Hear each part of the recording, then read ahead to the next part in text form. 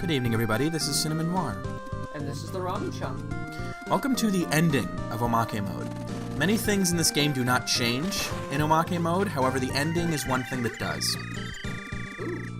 I'm also showing off here the level 2 Kero blaster, which is the highest damage per second weapon in the entire game. If all you want is to take things apart as quickly as possible, this is the weapon you can stick with. Oh my god. It does, however, have a spread that's not ideal for getting enemies. You can get trapped. Yeah, it's a very weird looking weapon. But of course, it is meant to be effectively a glitch, even from the standpoint of the world itself, so it makes sense that it's weird. It seems like it would be very useful for, and in fact, it clearly is useful for, enemies with destructible projectiles. That's correct. It forms a little shield around you. On the other hand, enemies that charge straight forward can often get past it and hurt you. That's one sense in which it's not ideal. But against bosses, you don't really have to worry about that. So we are now in the basement levels. The elevator we used earlier is right above us, as you can see. We're just heading farther and farther down. Funnily enough, the arrows now, instead of pointing us toward where we want to go, are pointing us back upstairs. Oh, and now we're in our office. So I guess this is the actual part of the office we're normally in. It's in the basement, not on top. And instead of our coworker being here, the shopkeeper is, for who knows what reason. So yeah, now we're in an area where you normally are only in cutscenes. That's kind of cool. Oh, and there's that guy. I don't trust him from earlier in the level, but...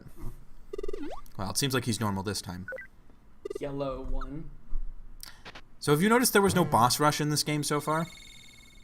Uh-huh. Even though there was one in Cave Story? Well, here it is. Oh, geez. So the ending of Omake mode is not actually a proper story ending at all. It is a boss rush. Oh, wow. There's a little timer in the bottom, as you can see. But, of course, that's a lot easier if you've got, you know... the most powerful weapon in the game? Absolutely. Which is, of course, part of the reason I'm showing this off in the first place, is just to show how effective the level 2 Kero blaster is. I also love the little icon in the bottom right. It looks like just a little guy, like an enemy. And it changes every time you get an upgrade on this. So interestingly, just like how Omake mode is based on normal mode and not Zangyo, there's like no New Game Plus version of Zangyo mode, actually. You can't play through it with the bonuses.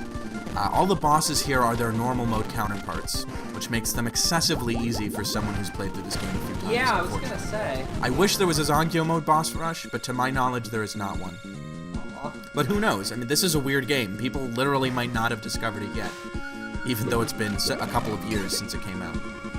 Actually, though, it's only been 1 year since Zangyo mode came out, which is when this whole thing was finished, so, you know, it's entirely possible this game is not finished. Was it George Lucas who said a movie is never finished? And I think, you know, Pixel is kind of like the George Lucas of video games. I wonder when he's going to ruin my childhood. Well, I'm not sure about that comparison, but... oh, okay. Then again, I don't know Pixel that well. Well, he's my best friend, you know. Clearly. I know him extraordinarily well. So wait, do you not have the other... oh, I guess you don't. What do you mean? Oh, it got up... the weapon you were using earlier got upgraded. The Kero blaster. That's correct. Yeah. Once you get the second upgrade for it, you cannot go back to the original one. The one that I affectionately call the chainsaw, because it acts kind of like one. Anyway, this boss is frickin' ridiculous with this weapon. You can just stand right underneath his pustules and get rid of all of them. Although you're still in danger of being crushed by this boss, so don't entirely, like, you know, just forget about it. Here. Sorry. Bless you. This weapon actually forms a nice protection, a nice barrier against those guys falling from the ceiling, which I like. Oh yeah, that seems like it would make... by the way, I don't think I've yet shown what it's like when you fire up with this weapon. It's a different pattern than when you fire forward. Oh, wow. So for those of you hoping I will get my comeuppance, which, you know, I surely deserve by this point for all of my Let's Playing sins, unfortunately, you do not go back to the beginning of the boss rush when you lose all your hearts. It just lets you start from where you were. Interesting. Yeah, from the last boss you were fighting, which is odd, considering that everything else in Omake mode is incredibly punishing. This is not. Yeah. We don't see that yet, because I had the heart jar. But unfortunately, we will in fact see me lose everything and have to start new. You do get a slight time penalty, I think. Which, you know, that means something to competitive gamers, but nothing to me. Yeah. I never look at times. I just want to do this boss rush because I wanted to get through it. You'll notice I'm not using the Kero Blaster here. That's because it's almost useless against this boss. Almost all iterations of the Kero Blaster do not have any range at all. They're close-up, like melee-style weapons. So there are some bosses that it is not so effective with, and you have to rely on the old standbys. Interesting. Which isn't so bad. I mean, you know, it's a good thing it doesn't replace everything in the game. That would make it boring. Well, yeah. Since for some reason I compare this game to Dark Souls all the time.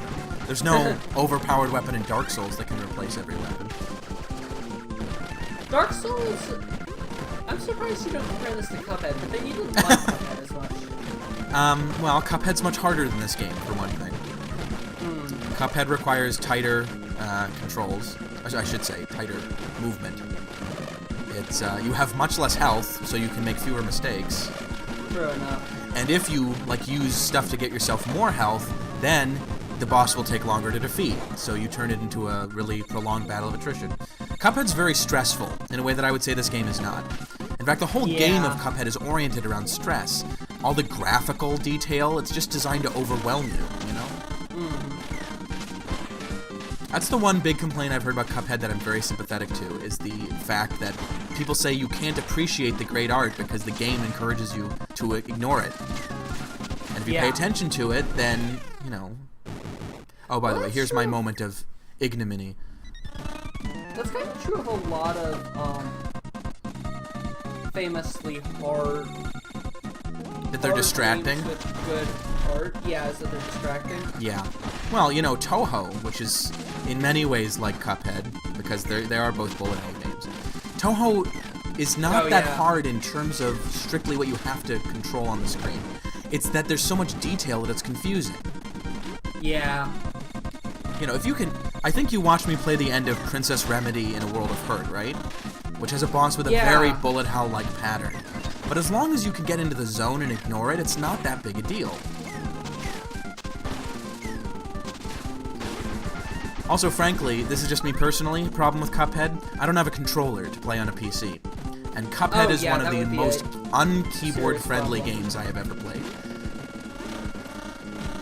And for those of you who are like, oh, why do you criticize Cuphead? You've probably never played it. I have played Cuphead. You have played it. You did a review of it, in fact. Well, it wasn't really a review. More a commentary. I haven't played enough of it to do a proper review. Yeah, right, exactly. Well. So anyway, another enemy, oddly enough, that this Kero Blaster is not good against is the final boss. Interesting. The reason being that all his projectiles encourage you to stay far away from him, and the Kero Blaster does not work from far distances. Doesn't work at a distance. Yeah, it does do a good job of cleaning up these little guys in the bottom, who are surprisingly sturdy. You have to hit them lots of times in order to get rid of them. So that's why it's nice to have a little DPS thing for them. But on the other hand, they go on and off screen so commonly that it's kind of hard to keep up with them. Also, you don't see them being generated, but I think actually that, like, tons of them keep getting generated every time he jumps. I mean, look how many came out of him just then. Really? They're not intended to try to deal with those guys at all. They're supposed to keep you off the ground. Interesting. Yeah, it's sort of like the floor is lava. That's the idea I think he was going for. Because this would be a lot easier if you didn't have to use the platforms he spits out. But these platforms, I mean, it's not an insta-kill if you fall off of them, but they'll jeopardize your chances of getting through this. By the way, I think it took me a little too long to realize that the Kero Blaster is not the ideal weapon against this guy. Really, I should be switching to it already. Probably, because, yeah, the range on that thing is so weird. Exactly.